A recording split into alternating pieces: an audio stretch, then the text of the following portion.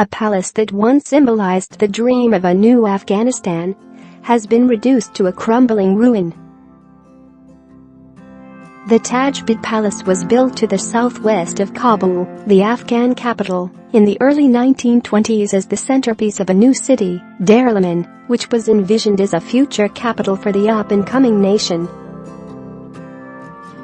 Its opulent rooms would house the country's king and queen modernizers who introduced women's rights, freedom of the press and secular education, while abolishing slavery. But religious hardliners ousted King Amanullah Khan and Queen Soraya Tarzi in 1929, leaving the palace empty only a few years after its construction. In the years since, it has been occupied by the Afghan army, Soviet troops and the Taliban, among others.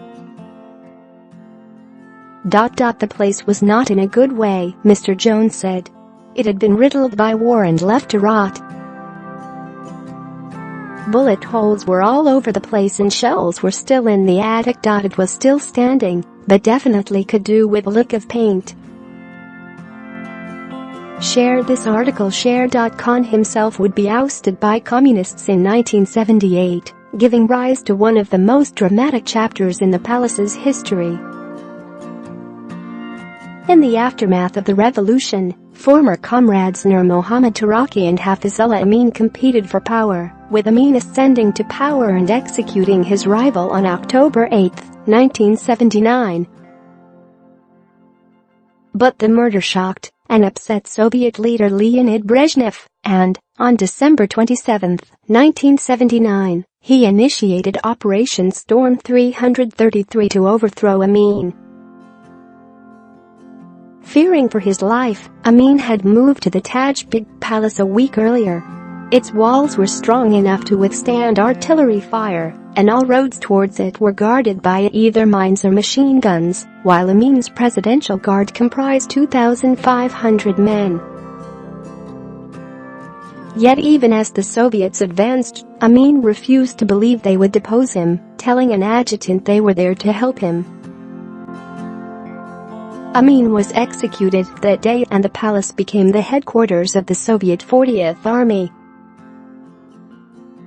After the fall of the Iron Curtain on December 26, 1991, civil war broke out in Afghanistan and rival jihadists attempted to fortify the palace, damaging it further. The religious extremists of the Taliban eventually seized control of Kabul in September 1996, and they used the Taj Beg's ornate windows and balconies for public executions. Mr. Jones, 33, said, "Walking around it was odd at first, because we were essentially doing some urban exploring in an old palace in an active war zone. All of us were a bit on edge. We went around pretty much the whole building exploring and taking pictures. I was just wondering what it used to look like in all its glory, and what it would have been like during the fighting there. I also worried that we may bump into someone we didn't want to or stumble into something dangerous." Mr. Jones, who served 13 years in the British Army, added, "I would like to see it restored back to its former glory. I would like to think that one day Afghanistan will find stability and prosperity. It is essentially down to the Afghan nationals. If they want it, they will work for it. They are a resilient, proud and robust nation who have been through a lot. There is hope for the Taj Beg." However, the nearby Dar el-Aman Palace, which was built at the same time to house a future parliament, is undergoing a full renovation, set to finish in 2019.